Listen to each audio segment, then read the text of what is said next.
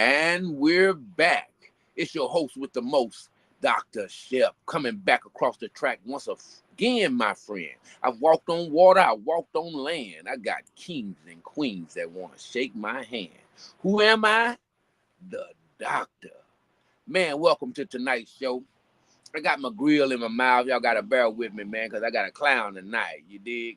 I'm H-Town Clown in the night, because tonight's show is called Think Like a Man and Act Like a Lady. Now, I think I said that right. I think I got that backwards. You understand me? Because it's all confusing.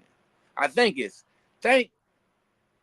act like a lady, act like a man, and think like a lady. There we go. Now, that's what we looking for. Because the whole situation is confusing. You understand? And y'all gonna understand what I'm talking about in a minute. You understand? Now just think about that right there. Now that was a book that came out and a movie some years ago. You understand me? And it was written by ours only, Mr. Steve Harvey. Let me take my grill out, man, because I want y'all to understand me. I just want to clown right quick. Now, this book was written by Mr. Steve Harvey, you dig?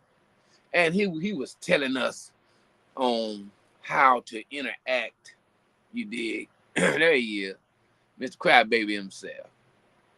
He was telling us how women should put themselves in a position of thinking like a man, you dig?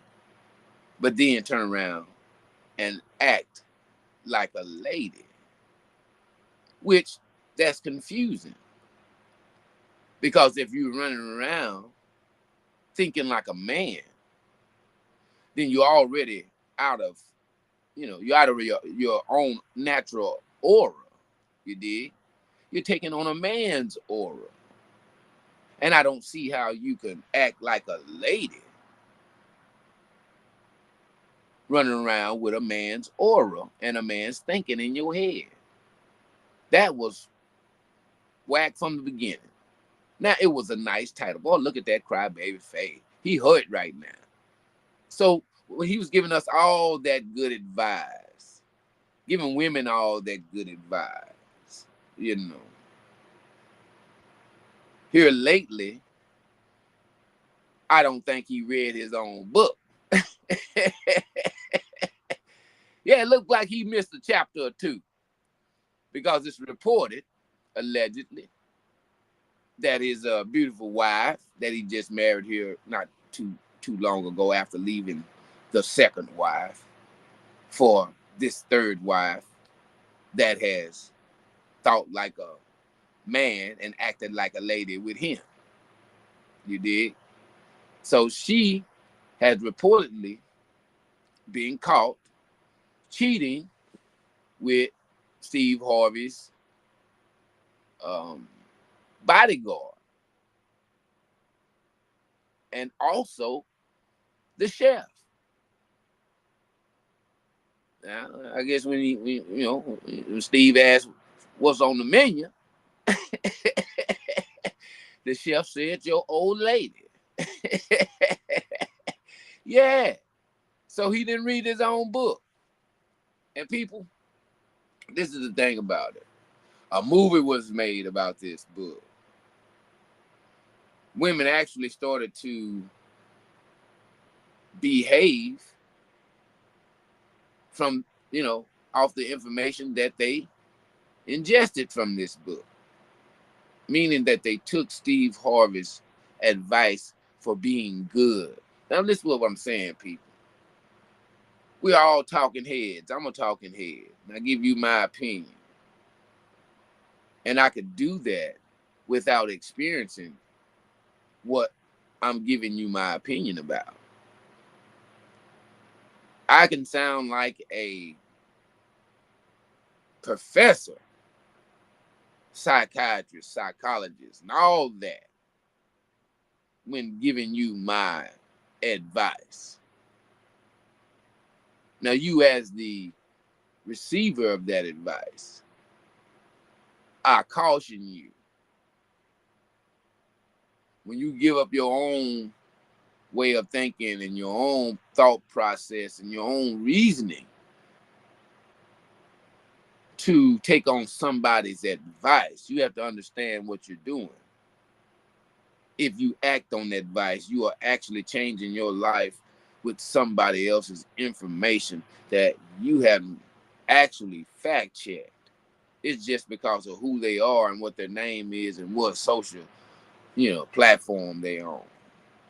If they're popular, if they have a lot of likes, if their views is, viral, then they become someone that you can depend on advice from. No, that's wrong, people. And today, you realize that you were led astray. Those who even bought the book, you might as well stick it behind the door. Make it a door stopper. It's no longer valid. And that's what happens. And I'm using Steve Harvey as an example because I got a personal story about that. Now, don't you feel sorry for Mr. Harvey? Because we all know Mr. Harvey has purchased every ounce of karma that is coming to him. He has bought it, paid cash for it straight out. And I have a personal story. I am a comedian and I've been doing comedy for now 31 years. And the story that I'm going to tell directly coincides with what's happening to Mr. Harvey now. Because I wasn't the only victim to his, I don't know what to call it, but I can describe it for you. If you have a person that's less talented, you have a person that's not really, that has that it factor, but they know people. Okay? That's important. Very important. Who you know. Mr. Steve Harvey was less talented than all of us. Mr. Steve Harvey was less marketable than all of us. But what Mr. Steve Harvey had, though, was cutthroat.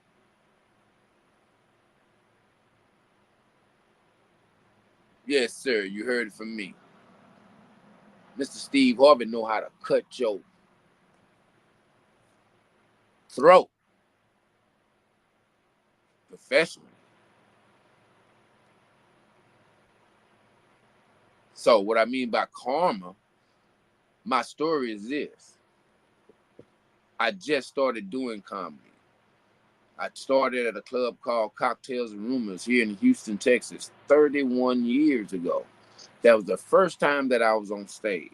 Never told a joke, never been in that position to be on stage live telling my jokes in front of audiences. I've always been a sideline comic, meaning that I hadn't hit the stage yet, or I hadn't realized that I had the talent to be a comedian. So I started off at Cocktails and Rumors here in Houston, Texas. From Cocktails and Rumors, another club opened up that was ran by Rushion McDonald, David Rayborn, J. Anthony Brown, Steve Harvey, called the Hip Hop Comedy Stop. Downtown Houston, Main Street. Now, this comedy club is not like where I started. It was like a club where they did comedy. But the Hip Hop Comedy Stop was a comedy club where they did only comedy. They had a talent night on Thursdays where, people, like an Apollo night. Actually, people went to the Apollo from the Hip Hop Comedy Stop because Mr. Steve Harvey was hosting, you dig, Apollo in New York. So that was a connection. So if you went to the Hip Hop Comedy Stop on Thursday nights for the for the talent show, you had the opportunity to go to the night at the Apollo in New York City. So when I heard that, going on Apollo was for a comedian was like going on Def Jam, but it was before Def Jam. And it was kind of like prove yourself type of thing. So I wanted to do that.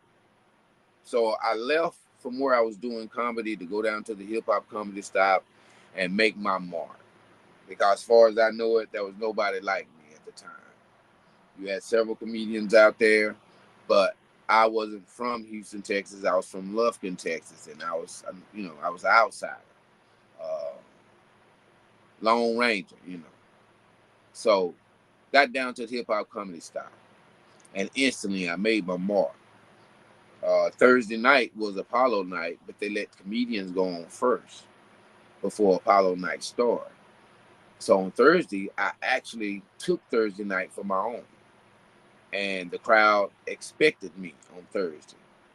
And they had professional comedians come in on Friday, Saturday, and Sunday, meaning that all the guys that had been on Def Jam, all the guys that had been on Apollo, all the guys that had, all the hot comedians, they would come through and they would do bookings on the weekends.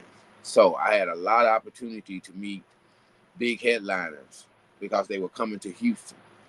So every opportunity I had, I put my best foot forward for anybody that came into town, hoping to get a connection.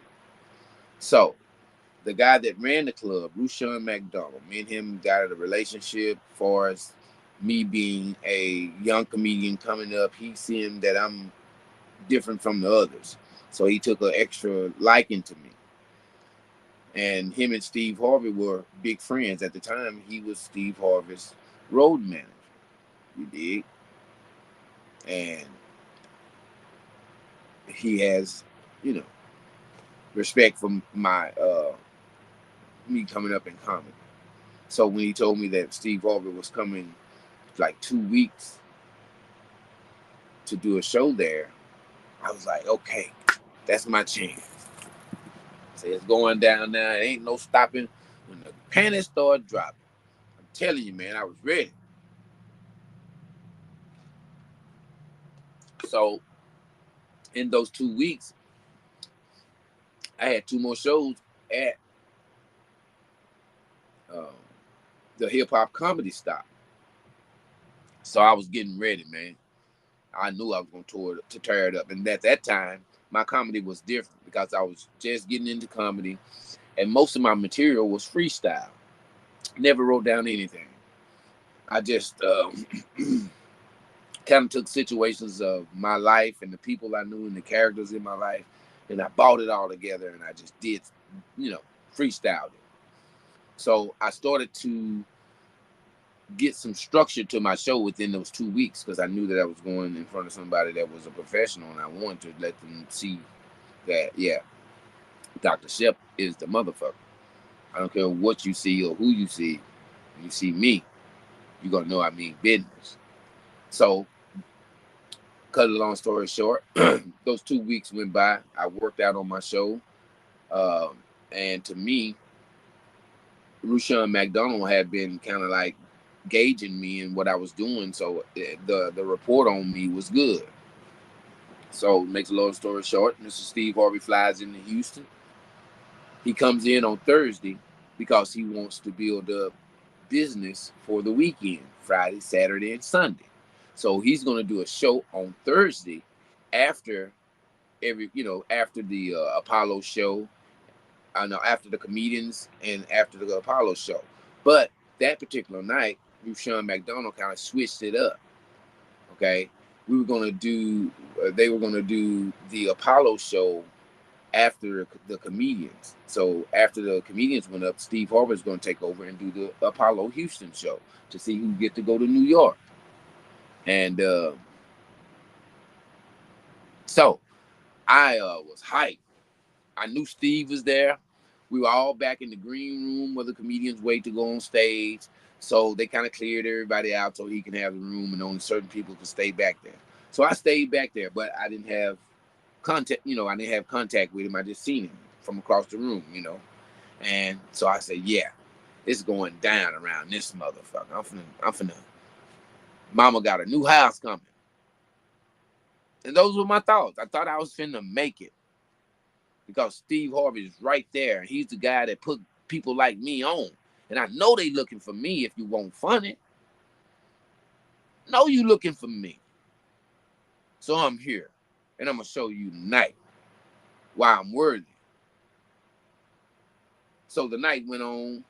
And because I was the favorite, Mr. Rushion McDonald used to let me go on last, meaning I closed the show.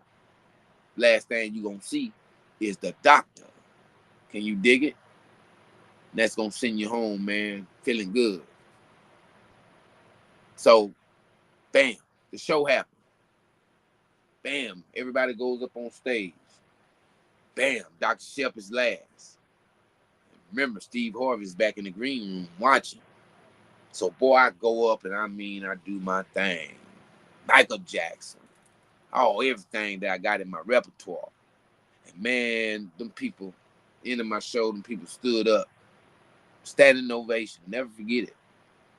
Because that standing ovation to me was I made it. Or somebody had saw me that's significant. And it won't be long. So I got off the stage. And I knew that was it. Man, got off the stage. Walked back to where Miss Steve Harvey was back in the green room. And remember, I hadn't met him up until now. And I called myself making it a business move for him to see my show before I saw him. So we would actually have something to conversate about. So I walk into the green room, turn the corner, and there he stood, Mr. Harvey. Oh, he was clean, man, had on his little suit. And at this time, he was still wearing a flat top. That fake flat top, all that spray.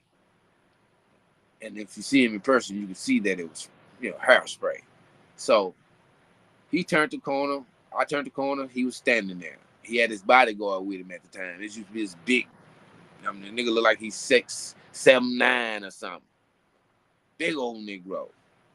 Had him standing with him. So I walk up to Mr. Harvey. I stick my hand out. Say, Mr. Harvey, you are, mentor of mine. I look up to you and stuff, and I want to know if you have any, tips for me or something like that. I'm just glad to meet you. He never shook my hand, never even reached out for it. But what he did do, he said, young cat, let me tell you something. If you was in Hollywood, that'd cost you $1 million. You went over your time a little bit there. And after he said that, he looked away. Like I wasn't even standing there no more. My hand is still here. I never forget it. My hand is still here, and I'm shocked. And I get pissed off.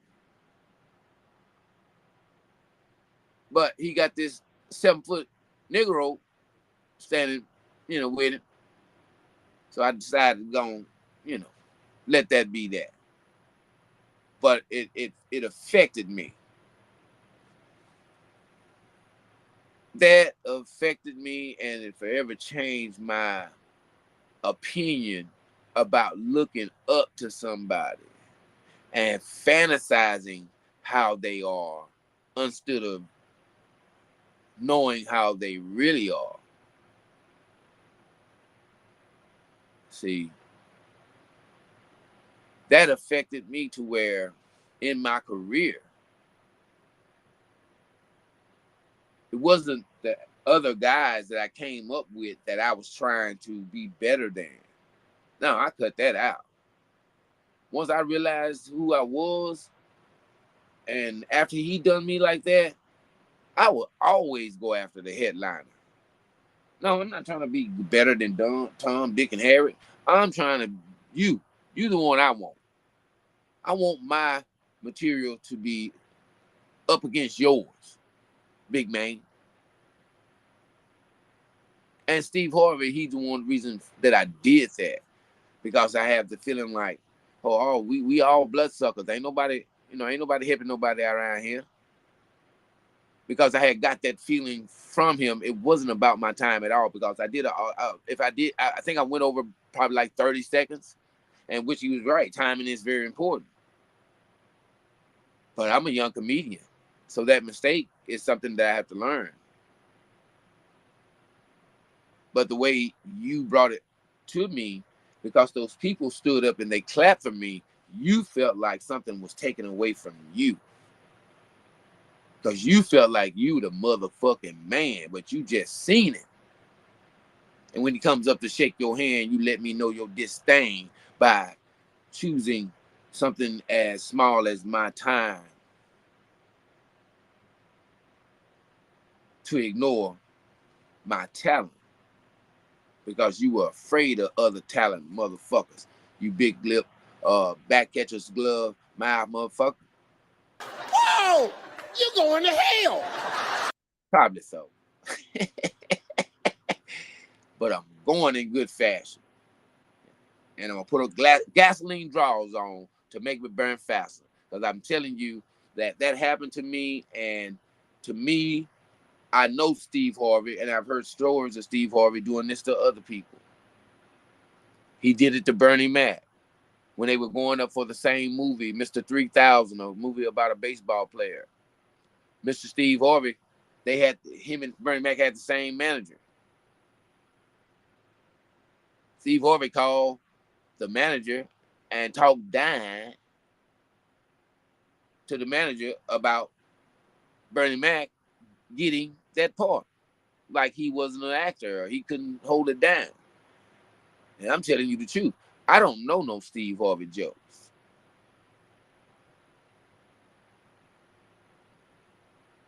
Tell you the truth. And it's like he one of them guys, I'm gonna tell you who he is. He the Samuel Jackson of comedians. And what I mean by that, this motherfucker always showing up in places he ain't supposed to be. Samuel Jackson. Oh, hell no! Yeah. That motherfucker always showing up in places he not supposed to be. Bitch, you ain't supposed to be on motherfucking Family Feud. Your ass damn sure ain't supposed to be no judge. And you goddamn well ain't supposed to be no relationship guru, nigga. Not if your old lady sucking the chef dick and fucking around with your bodyguard. Boy, you crazy. Probably so. That's messed up, man. And you done gave all this advice to people. How do you feel, Mr. Harvey? How you feel about how you made me feel? How you feel today? Do you feel like you've been done wrong? Do you feel like you led your fan base astray? Because obviously you didn't know what the fuck you was talking about.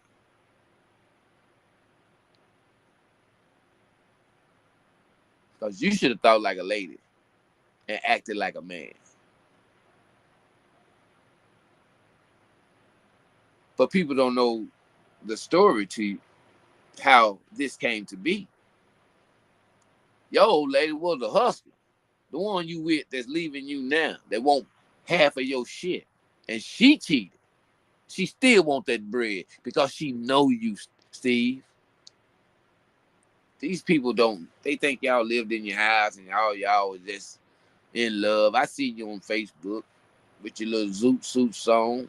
Looking player, baby. You looking good. I ain't gonna lie. Them nice finds, baby. Real nice vines. But I realize you dress like that to cover up that ugliness in you, son.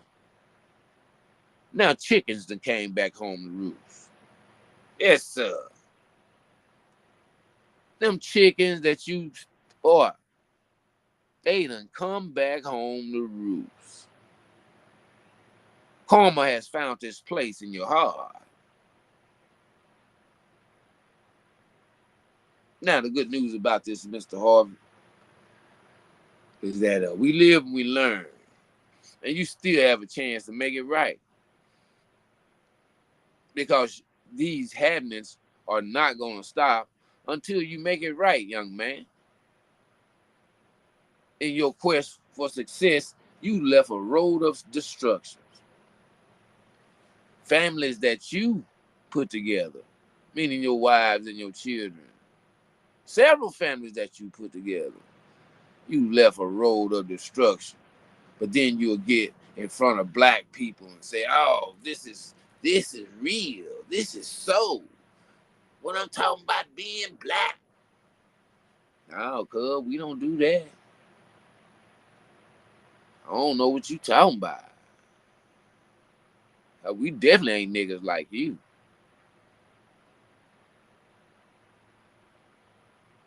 Who hate others because they have real talent that you want, that you don't have.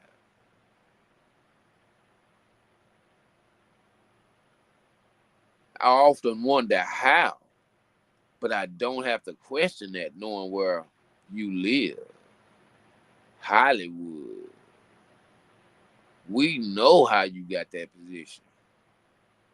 There's some old, decrepit white man real happy about them back catcher mitten lips of yours, Steve Harvey. I said, that's why your old Whoa! lady. You going to hell? Yeah, I'm going to hell myself. But I'm going to be in good company. You did? See? Because that's why your old lady fucking around with the lunch man. That's why your old lady fucking around with the bodyguard. Because she know what you is, Steve Harvey. So it ain't hard to wonder why a person would not want that no more. Where you would be so bad that your old lady would open her legs up for, spiced cauliflower and, a glass of champagne. Boy, you crazy. I know it. Yeah. Because she know what you is, Steve Harvey. Fucked around, you told her your secrets. And now she know. So she no longer found satisfaction in all your money. See, that's what I said about you money niggas, boy. Love gonna get you. You money niggas, love is gonna get you. If your old lady, man, loving you because you got money, man, you ain't got you nothing but a good old high price hoe.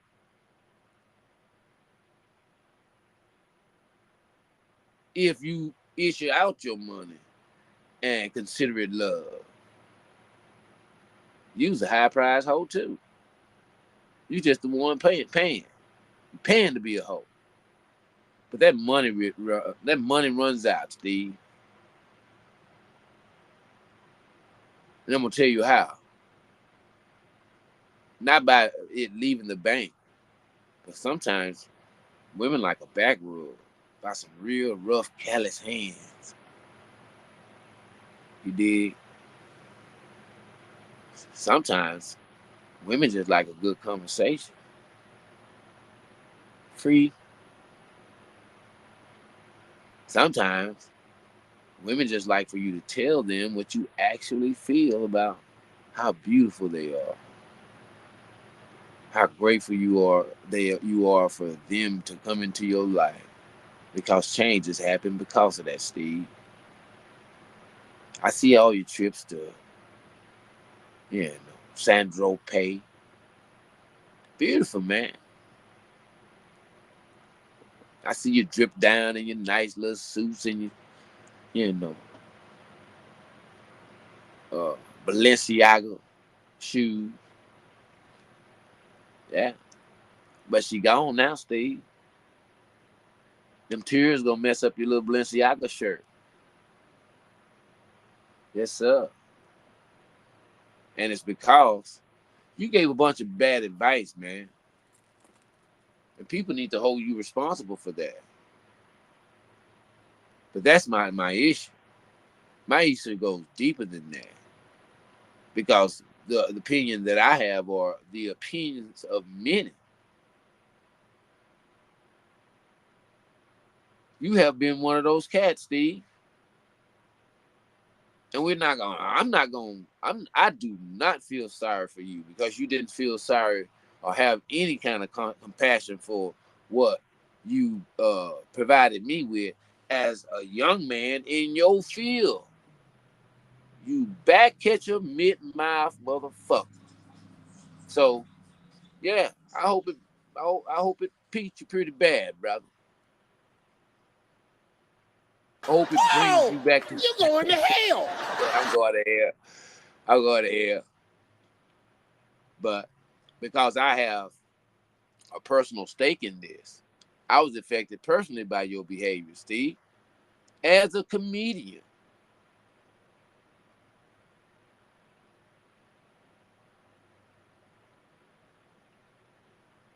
Somebody that otherwise would have been praising you if you would have done the right thing.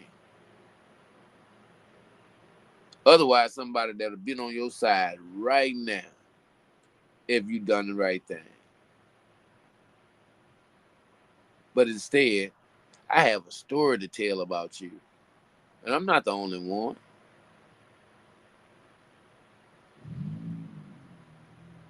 But with all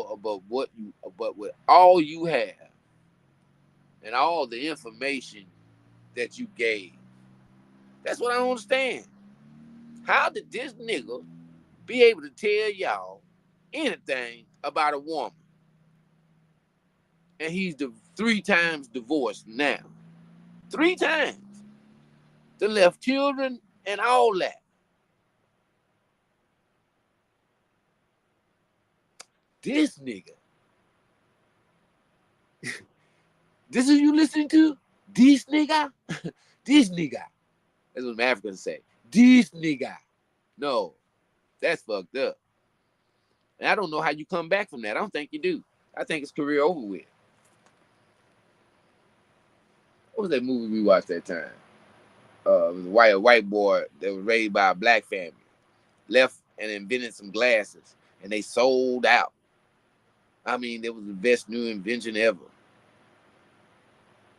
But then 6 months after the glasses had been sold and continuous letting, people started coming in cock at it, saying the glasses were fucking up their eyes. Lost all his business. Couldn't be trusted in the optical field no more. And that's you, Steve Harvey. So I hope all that bad karma and all that bad spirit that you put out there, all that negative frequency you left behind in your quest for success, which you reached.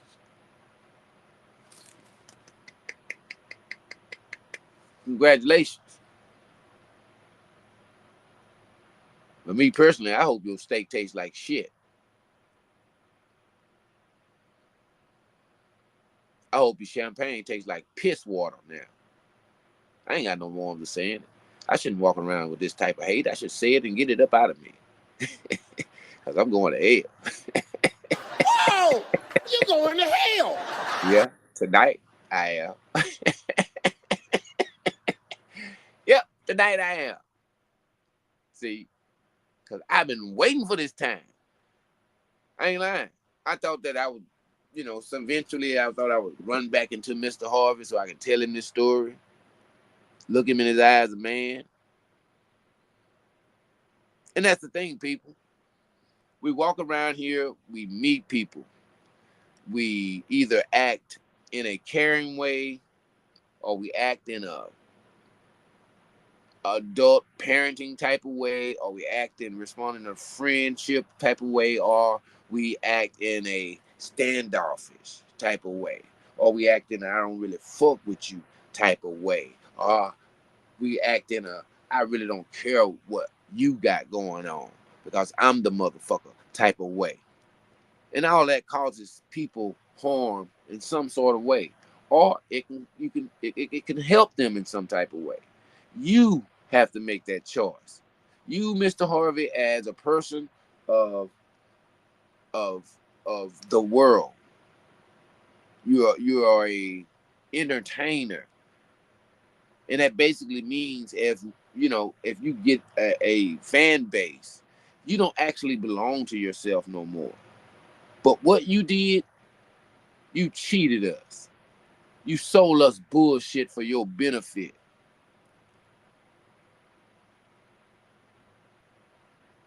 You gave loving and caring advice when you're not even like that. That's why your bitch ass be crying. The guilt.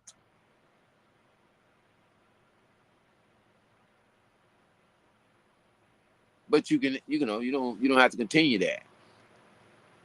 For the rest of your life, you can actually try to be somebody better than what you left behind. Even I, as a comedian here in Houston, Texas, and you wail in Hollywood, and I'm telling you, this is the road that you left behind to get to Hollywood. So fuck your tears. Boy, you crazy. Thank you. Fuck your tears, Mr. Harvey.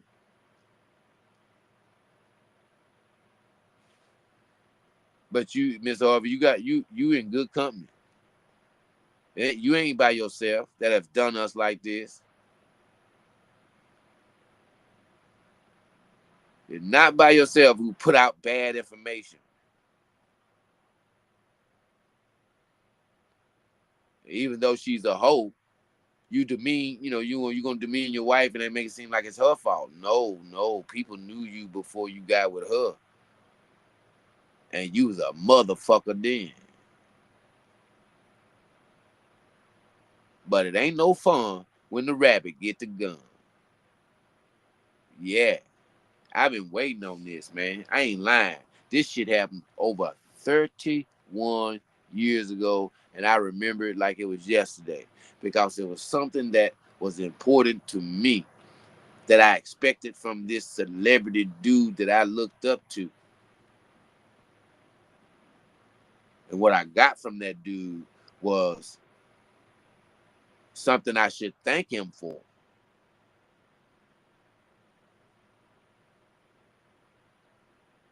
Because I was a cub when he came. But when he left, I turned into a lion.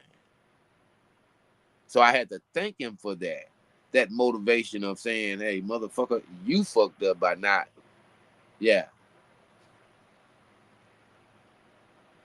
And I still do that to date. So tonight's really the moral of this story is be careful who you lend your ears to,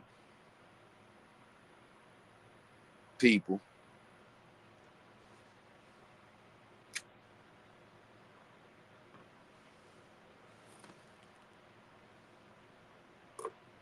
Be careful who you lend your ears to.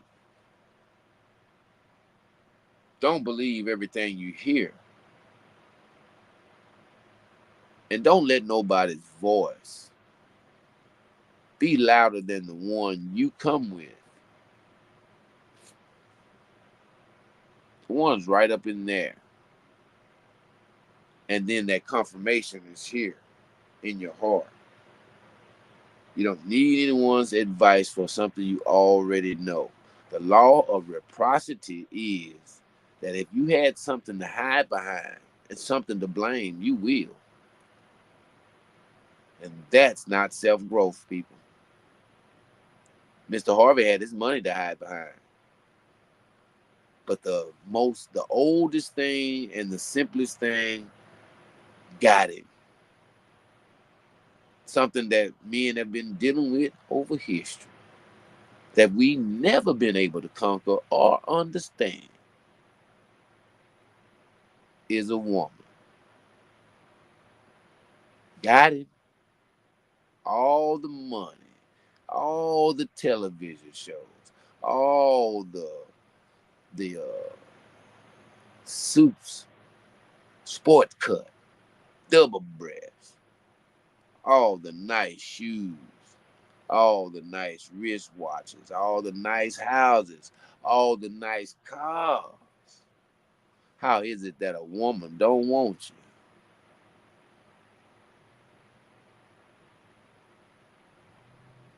It's because with all those beautiful things, you still ugly here and here. And after or before you put on your clothes, that ugliness is always present. So, Mr. Harvey, we wish you not so much pain. Ah, yeah. I'm not no hater, man. But certain motherfuckers just need to get it. Because they jumped out there and placed themselves in, you know, in that position. You know what women want, know how they supposed to get it, but you don't know how to keep your old lady at the house.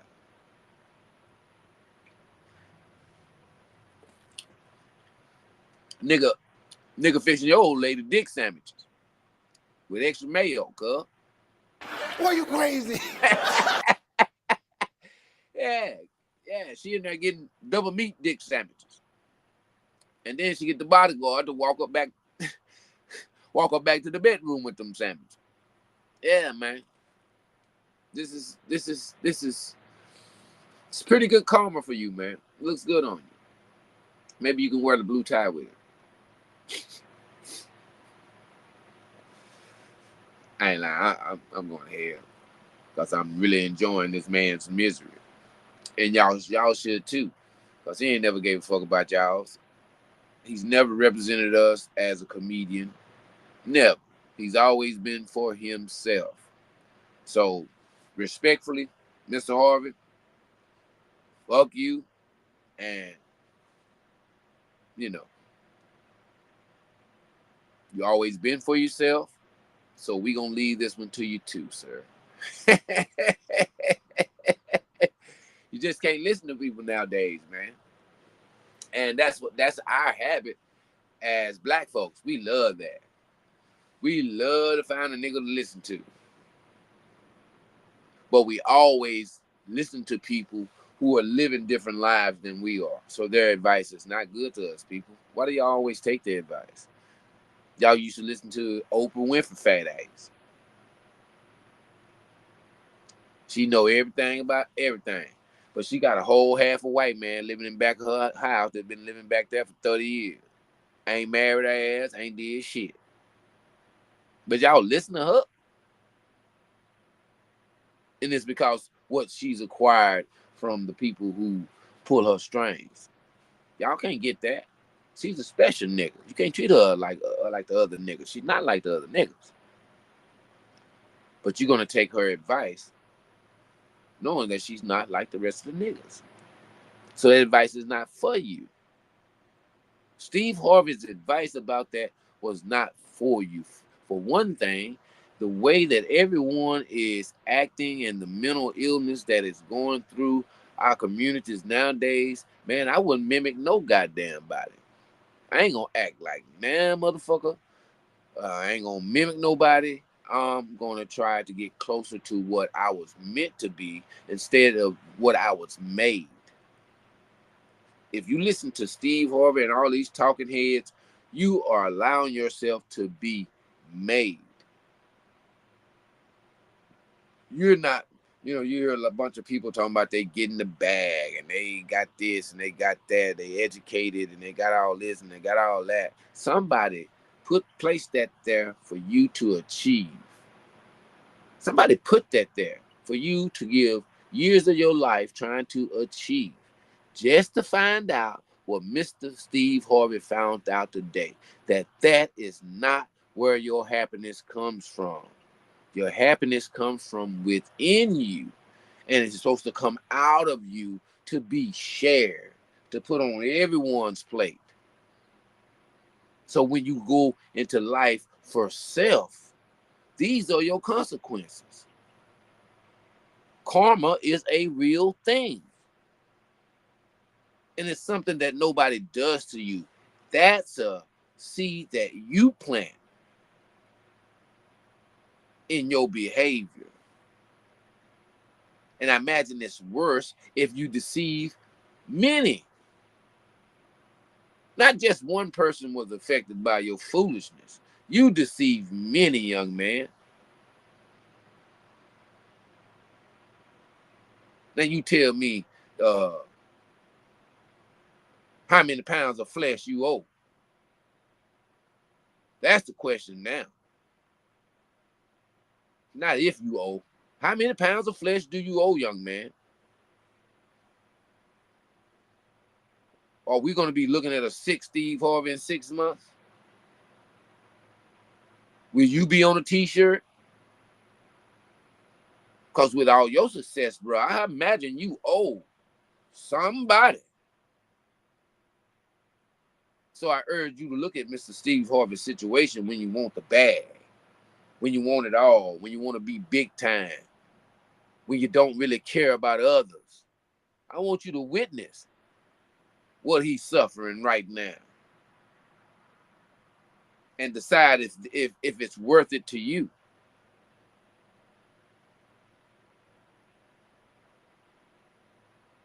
Now, apparently, Mr. Harvey had a problem with loving people back. And karma for him is, with all his money and all his power and prestige, somebody didn't love him back. So that's karma for your motherfucking ass, Jack. Now, I'd like to say I wish you the best. I'd like to say that Mr. Harvey, you'll get back up again. But instead of that, in the words of Malcolm X, after Kennedy's death, this is just a case of chickens coming home to roost. So dig that, people. Another one bites the dust. Move, bitch. Get out the way. Because this foolishness needs to end in one fashion or another. He's only a tool that's been used against us. A big lip pop-eyed nigga that has no talent that they've made great in somebody's eye. And don't shy now if you bought that book. If it's up on your shelf, don't shy now. Stand up and be counted as one of the motherfuckers, ignorant motherfuckers that takes anybody's advice as long as they got a television show. As long as they got a pair of fancy shoes or Balenciaga clothes or some foolishness. You will train your life by. And I'm just glad that he's been a good example for what happens to when you got a bad and you got a broken. This is what happens. You get back what you put into the universe, my brothers and my sisters. So all you nappy head gals out there that took that advice of thinking like a man and acting like a dumbass, how could you be so stupid? How could you even fall for a chant like that? Because just listening to it doesn't make sense. Because in my opinion,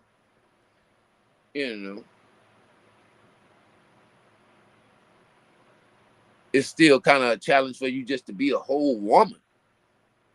Nevertheless, to think like me, you could never think like a man.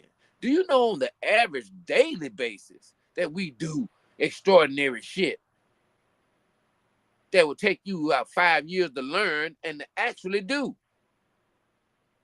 As a man, we've built this whole goddamn place. Everything you get to enjoy, everything that you want, yeah, man did that. So when you talk about think like a man, shit, you better stay over there in your lane.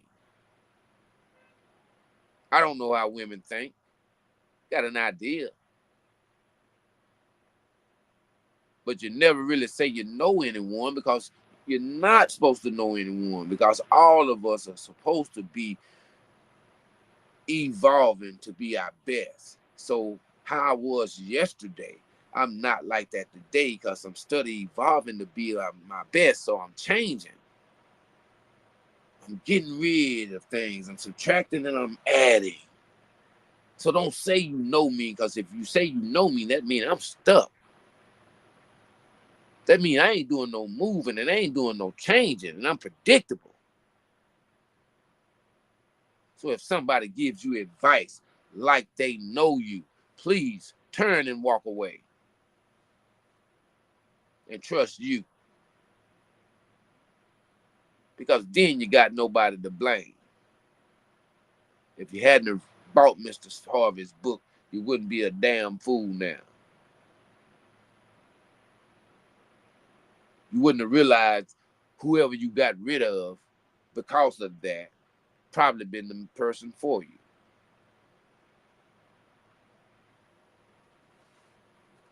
We have to stop doing this, people.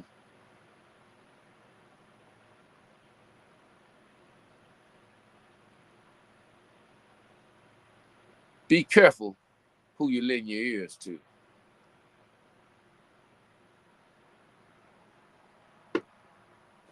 Sometimes we do it out of need. Sometimes we do it out of desperation.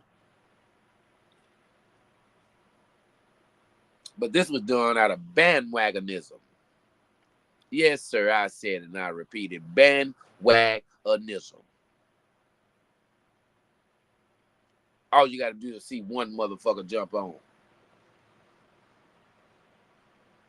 And if you dress it up well, you have a full bus.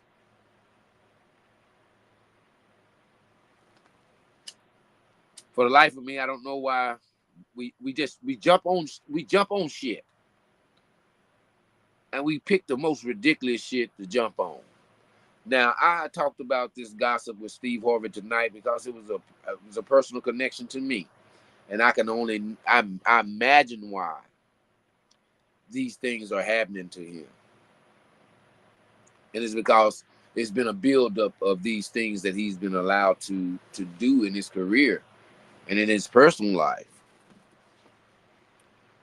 that has come back to haunt him. And this is the thing. I'm trying to scare you people from doing this type of behavior, because it's not over with yet. When karma come to call, baby, it want it all. And it's a payment. It wants to be paid in full. Now, remember this. If karma ever come for you, it wants to be paid in full. It don't want no down payment. It don't want no 3% interest rate. It don't want none of that. It wants to be paid in full. Now, that's the bad part.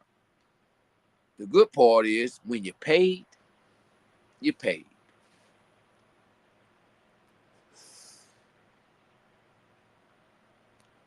You can start to rebuild your karma bank. And you can put positive in there, or you can keep it in the negative. And when you surpass what you owe, then these type of things seem to happen. So let's clear our karma, y'all, because you don't have to wait till these type of situations happen in your life because you made bad choices and you never asked for forgiveness, or you never tried to clean your little path. Clean your path on your own, y'all. Don't have karma come knock on your door. Please don't have karma come knock on your door. And I named this show Think Like a Man, Act Like a Lady, Act Like a Lady, Think Like a Man, because you should do none of that. Your thinking should be as a human being. not as a man or a woman. Because one thing stands true. If I treat you like a human being, a good human being, and give you all the rights of a human being, I don't have to discern if you're a man or a woman, first of all. Because you are a human being, and I'm going to give you that basic respect of a human being and the basic compassion of a human being. And that's without the knowledge of your gender. See, these are things that y'all put on yourselves that make things complicated. It's not complicated, people. Do not think like a man and act like a woman. Do not act like a woman and think like a man. Act like a human being that has compassion, concern, and an outlook for the future. Now, you think that book would have sold to a bunch of niggas? No. Because what I said is totally true, and what Backcatcher mouth was totally fabrication to where it affected his own life.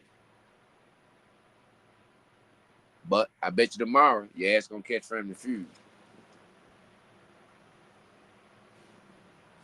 Right on. And that's what we do, people. We never stop for a moment to actually see the bad salesmen that have, engaged with us as a people. We allow these bad salesmen to keep coming up with different products to sell us, and it fails every time. Shit don't even last past the warranty.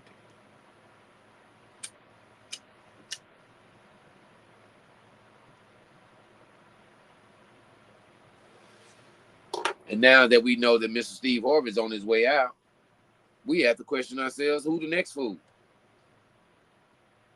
Because there's going to be a next. They're already working on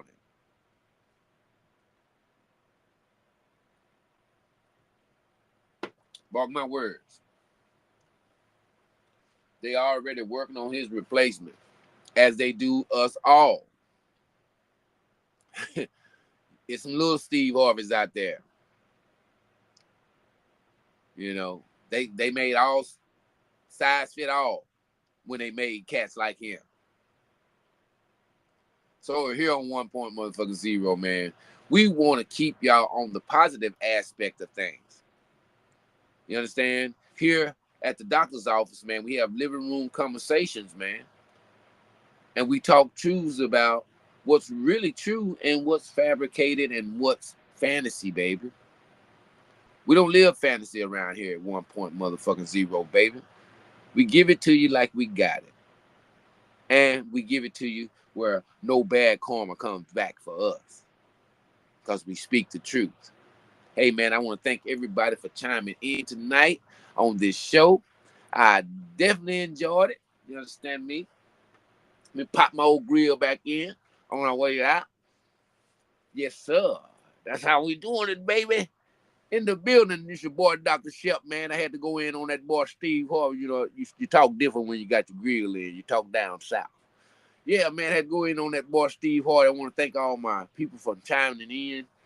If you're going to catch this show on Facebook, Spotify, iHeartRadio, hey, man, chime in, subscribe, and become one of our followers, man. And like I said, I always want y'all to come in and drop comments. On this season, I said, I want to interact a little bit more with y'all. So, hell, come on screen, man. Don't be scared. Dr. Shep ain't gonna do you no harm, baby. It's the doctor's office. I'm gonna give you something to make you feel good, you dig? But until then, coming back across the track once again, my friend. I've walked on water. I've walked on land. I got kings and queens that want to shake my hand. Who am I? The doctor. Take one of these and call me in the morning. Peace. Big shout out to Black Earth Inc., y'all.